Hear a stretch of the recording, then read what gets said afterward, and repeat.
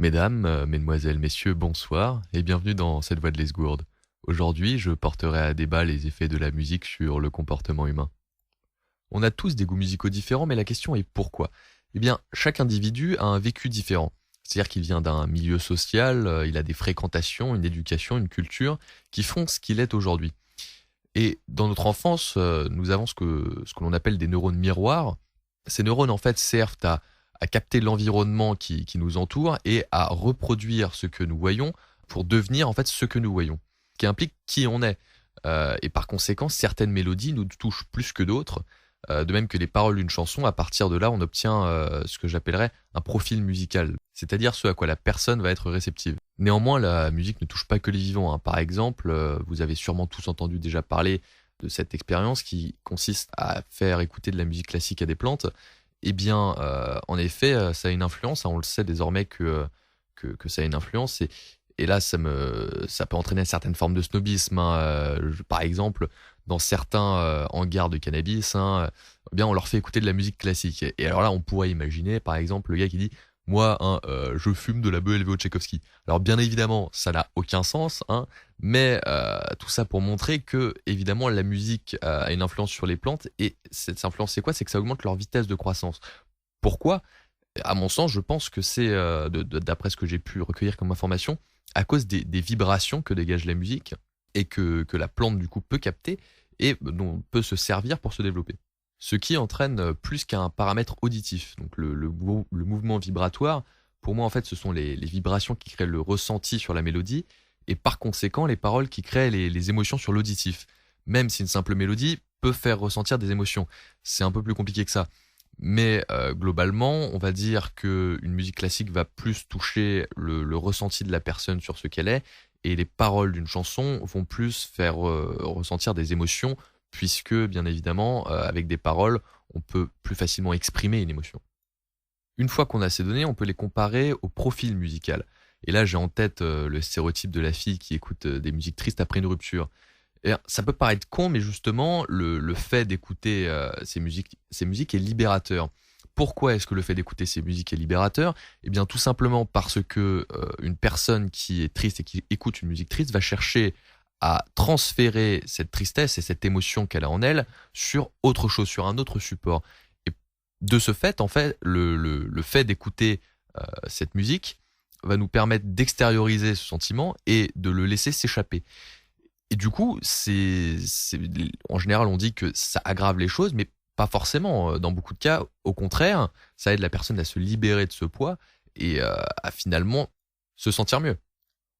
Ce qui prouve bien que la musique permet de s'échapper, de se soustraire à la réalité.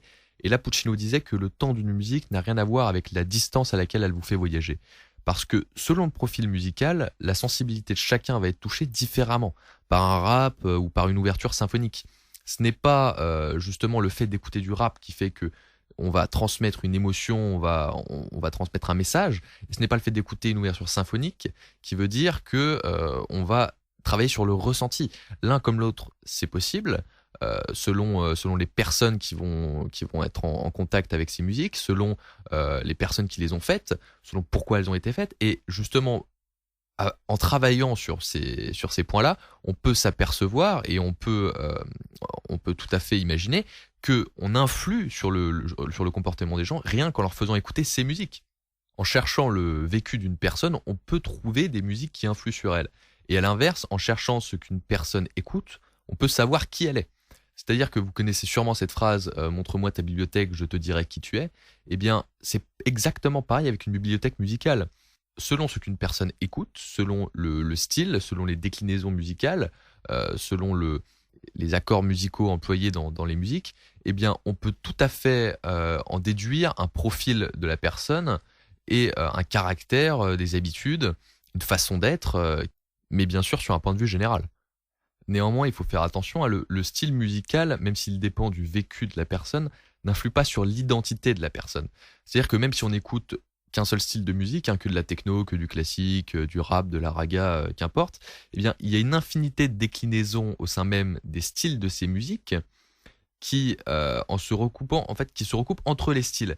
C'est-à-dire que vous pouvez, par exemple, avoir de la techno et du classique, même si ce sont deux styles qui sont radicalement opposés, vous avez des déclinaisons à l'intérieur de la techno et à l'intérieur du classique qui se recoupent et qui renvoient à une émotion, qui renvoient à un ressenti, qui renvoient à quelque chose qui est absolument identique. Donc, quel que soit le style, en fait, on peut confondre ces informations. Et c'est sur ces subtilités et ces nuances qu'on doit s'appuyer pour bien comprendre le sujet. Et là, une fois qu'on a rassemblé ces éléments, on peut utiliser la musique pour influer sur le comportement. Alors, sur le comportement humain, hein, puisque les autres êtres vivants, eux, réagissent d'une manière plus générale à la musique. Que ce soit les animaux vont avoir une toute autre perception de la musique qu'en a l'homme. Et je pense qu'avec une bonne maîtrise de cet outil, on pourrait imaginer un prof non plus avec une boîte d'antidépresseurs sur son bureau, mais un MP3, vous voyez. Et c'est là qu'est le côté intéressant de la chose, puisque justement, on pourrait se servir, à l'image de l'hypnose, on pourrait se servir de la musique pour traiter des pathologies. Pas forcément en médecine, hein, je pense pas que ça puisse être considéré comme de la médecine, mais en médecine, on dit que chaque cas est unique, chaque cas est particulier. Et bien là, c'est exactement pareil. Chaque sujet est réceptif différemment à la musique et réceptif différemment à ce qu'on va lui faire écouter.